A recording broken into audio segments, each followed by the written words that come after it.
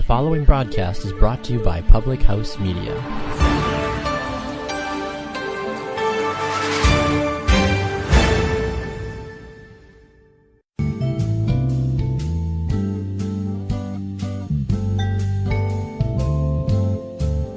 It's not whether you win or lose, but it's how you place the blame. Welcome to Completely Serious.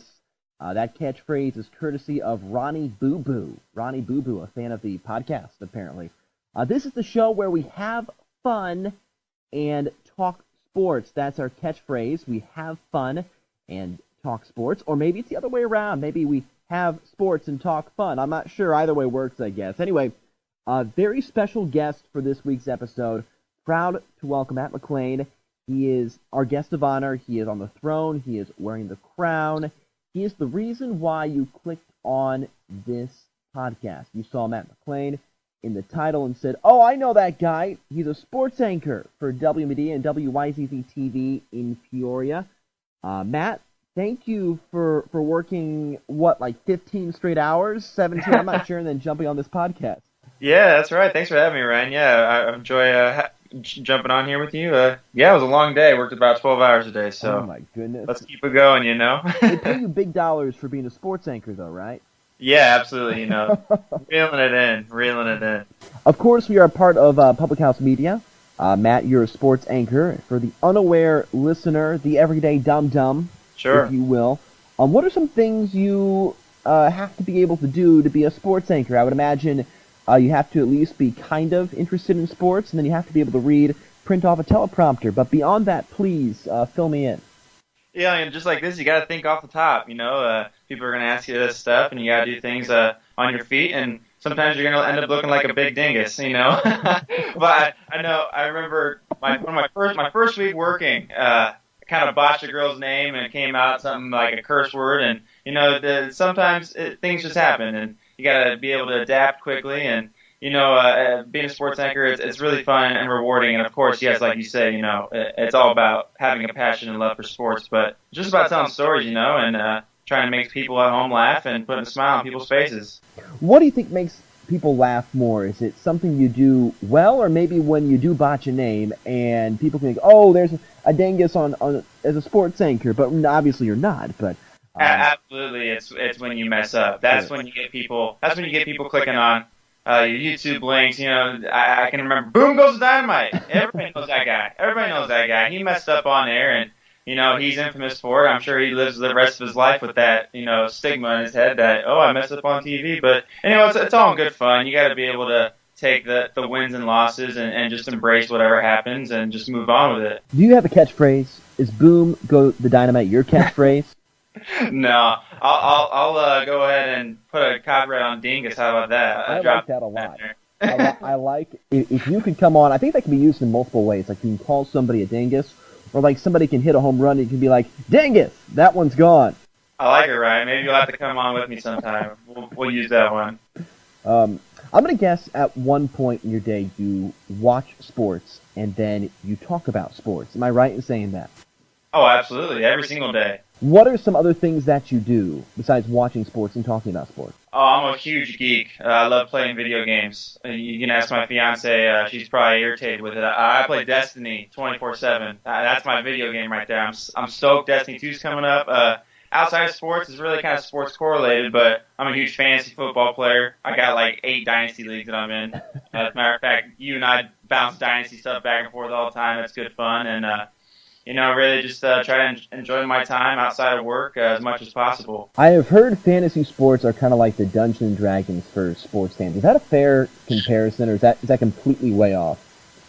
You know, I embrace that saying, you know, I feel like it's kind of a way that we can nerd out and get into sports some more. And sure, if we throw some money at the screen, things will happen. And, you know, that's always a good competition when you can take some money from your friends. And it's even sweeter when you take money from people that you don't know. That's always fun. And you're not stealing, though. You're not talking about, like, going to a convenience store and just robbing them. You're talking about, like, playing somebody in fantasy sports and just beating them. Oh no, definitely go to a store and rob people. Oh, okay. Yeah. I wanted to clarify. I got it. I mean, I'm not gonna. We don't judge here on Completely Serious. We completely get it there. That's good. I'm completely joking, but if I were to be completely serious, how about that? No, definitely not going to the store and robbing people. But yeah, I'll take some people in some fantasy football if you want to play. Have you ever been watching a game and an athlete makes a bad play, like strikes out or shoots an air ball on a free throw, and you think, wow, maybe I should be playing sports and he should be, shooting the highlights? Oh, see, this is a really good question because when I was growing up, a person that I looked up to told me, here's what you got to do, Matt. If you want to be successful, like you take what you think you're good at and you take what you have a passion for. I have a passion for sports. I knew I wasn't a good athlete. I played in high school, fell on my face too many times. And, I was like, well, maybe I can tell the stories of these athletes. So, of course, I can correlate to the people that go out there and make mistakes. But you know what? To make it as far as they are, whether it be the high school level and we have a blooper highlight on the news, or it's college or professional, whatever they're doing, they're at a higher level than I could ever aspire to be. So I can't judge them for that. And just you got to make the most of it when you do mess up. Yeah, you mentioned blooper. I want to pose a hypothetical question. Say you're shooting a sports game, or would you rather have the greatest sports play in the world of all time, like a 600-foot grand slam, and you capture it? Or would you rather have like the greatest sports blooper, like a cheerleader trips the star running back just before he or she or they, it's important to stay gender neutral now these days, scores a touchdown? What would you rather have? Ooh, that's also a good question. I think I would lean on the side of shooting the highlight instead of the blooper, just because, I try to live my life with a positivity around me, and, if a cheerleader trips someone or someone gets ran over, there's people's feelings at play, and obviously that person's going to end up embracing it, hopefully, for better or worse, whatever happened. And I think the highlight would be the one because it's more uplifting, and maybe you can get something out of it instead of trying to make fun of somebody. What makes a great sports highlight? Is it just a great play? Is it that simple? It's passion. It's somebody showing out there having fun. Anytime you can get pump afterwards, maybe. Absolutely. A touchdown dance. Fist pump, touchdown dance, the crowd going crazy, throwing. We're going to show our football highlights here coming up in a few weeks. Football's right around the corner of high school, and you're going to want to see those open shots of the cheerleaders pumping people up, or a kid going out and giving the football to the refs before the game, or something that's uplifting. And I think that's what it's about. I'm going to put you on the spot here. Let's do it. Prime time sports segment. You are anchoring, and the teleprompter goes out. What's the most important thing to keep in mind? And on the flip side, what's the most embarrassing thing you could possibly do in that moment? So the thing that you should keep in mind is that I'm a sportscaster. You're an anchor. You're trained and paid to be on TV. Just keep your cool, People at home don't know. Well, they do know that you're reading off of a teleprompter, and hopefully you don't think I'm bad enough that you think I'm just messing up every night and coming off the top of the head all the time. But you just got to keep your cool and just talk to people. Ultimately, if you just are personable and make things nonchalant and just keep going about it, and you got paper there, you're going to be okay. You don't need that prompter. And the second part of the question, Ryan, will you go ahead and repeat that one? What is the most embarrassing thing you could do? Would it be just like freezing up? Would it be dropping trowel and taking a mistake right there? What would it be? It's definitely just freezing and not saying anything. And literally, that's happened to me before. We've dropped prompter. It was like my third week on the job, and prompter dropped, and it was like, well, I literally feel like people at home can see the sweat beads dripping down my forehead. It's just like you're in quicksand. You don't know what to do and how to fix it, and you just got to move on with it and just say something. Don't just sit there with deer in the headlights, and that's just going to make it substantially worse because people at home, they see you not talking for more than 2 seconds. They're like, what the heck's going on? Oh, yeah, they're judgmental. Yeah, they're waiting to post on Facebook. They have their Twitter feed open, ready to criticize at the drop of a hat. And in this day and age, that's instantaneous. I can be on TV at whatever time, and 5 minutes later, my Twitter feed can be blown up with people making fun of me. So it's just about having good fun in those times and trying to make it seem like nothing really wrong happened. And if you just are cool about it, nobody at home is going to notice, and you're going to be cool. I want to talk baseball. We're in the stretch run. The throngs of Augie Doggy, some may dare call it the dog days of summer. What are some of the more intriguing storylines in professional baseball right now as we push towards the latter part of August? Is Clayton Kershaw going to choke again? That's what I want to know. Mm-hmm. I mean, we seen this guy. I worked in LA a couple years ago, and I was out there, and man, he choked big time against the Cardinals, and it was like every year, here we go again, and it's going to be even tougher now, that I think, for the Dodgers and Kershaw, considering he's coming back from injury. He's going to be trying to come back from injury by the time the playoffs roll around, and he's. I think this is a really defining moment in his career, because there's a lot of people that think, Kershaw's not this big-time guy, and we're not going to look back on our generation and say Kershaw was the lead guy, because he was never able to do it in the postseason.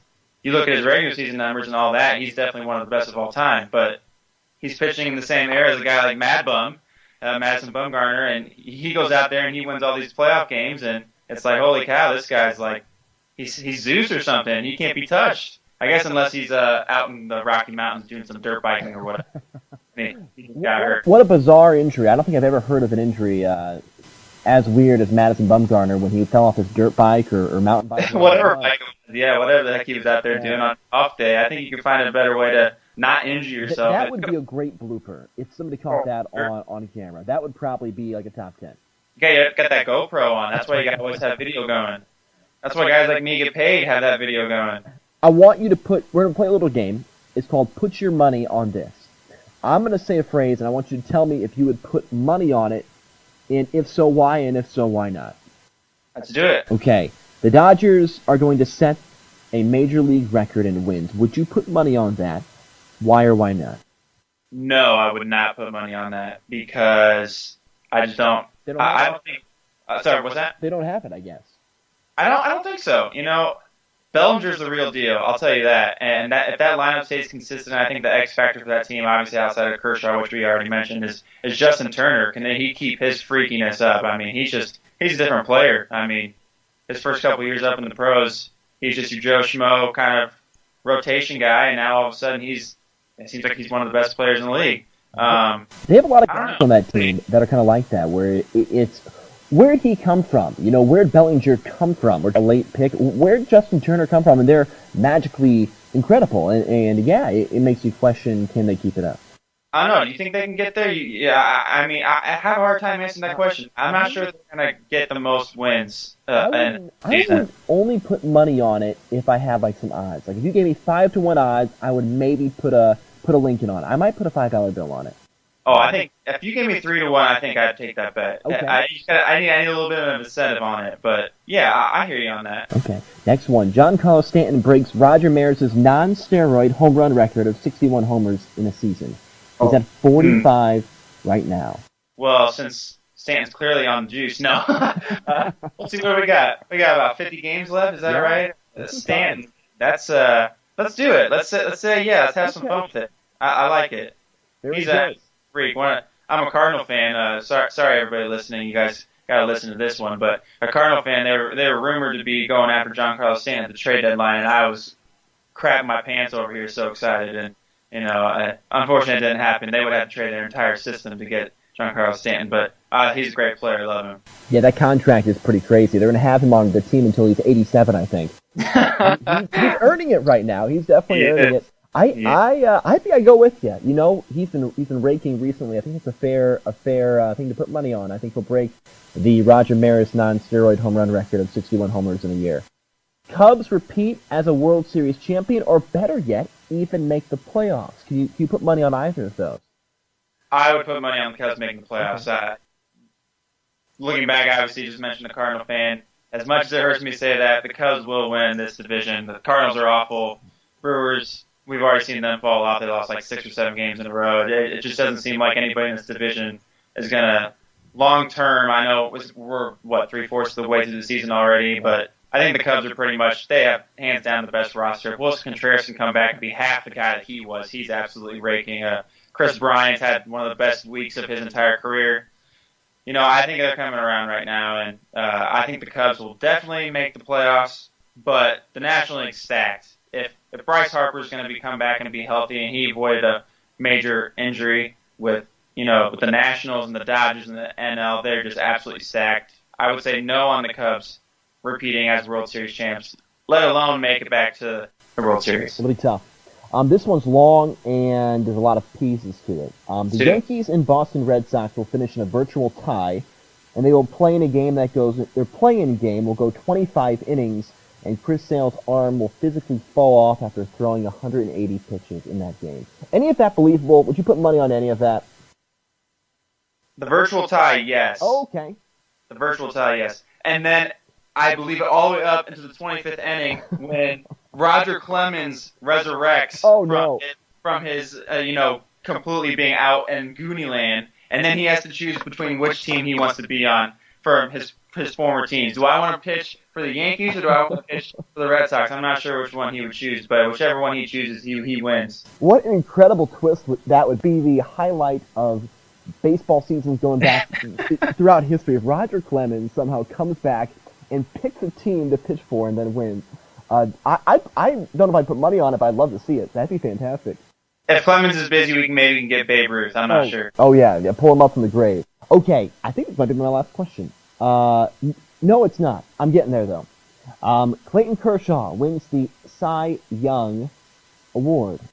I think that, yes, even with him missing this time. He's just way too dominant. I mean, who else is there in the National League? Who do you want to give it to? It's tough. Max Scherzer would probably be the only other player you can even consider, I would think, at this time. Yeah, I think that's pretty... I'd put a good 20 on that. I think that's pretty fair, actually.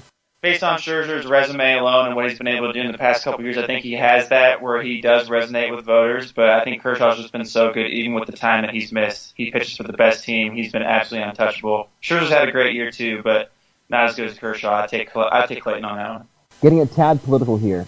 An attack from North Korea forces baseball to cancel the month of September. Would you put money on that? Does Dennis Rodman have a role in this one? Because I know he's the United States ambassador to North Korea. So that makes it a little bit more serious if that's the case. You are allowed to ask questions. In this scenario, Dennis Rodman does go over and try to talk to Kim Jong-un, but he fails to get past the tanks guarding the country, and he dies. Yeah. Oh, wow. It is Rodman and our baseball season. That's definitely true. Definitely going to happen. I like it. Okay, the Houston Astros will finish with the best record in the American League. True. That might be obvious right now. Yeah, I forget where they're at. Yeah, you gotta go with that one. Yeah, I'd put a good 50 on that one. That's probably the All-Star break. I may have said that Cleveland might get hot, but those teams in the AL East have just been killing each other, as it kind of seems like with the way it always is between the Yankees and the Red Sox. And I don't know. I may have put the All-Star break. I may have said Cleveland would go on a nice run, but Houston's just been way too good and too consistent. Got the best lineup in baseball. Last one. Yes, last one.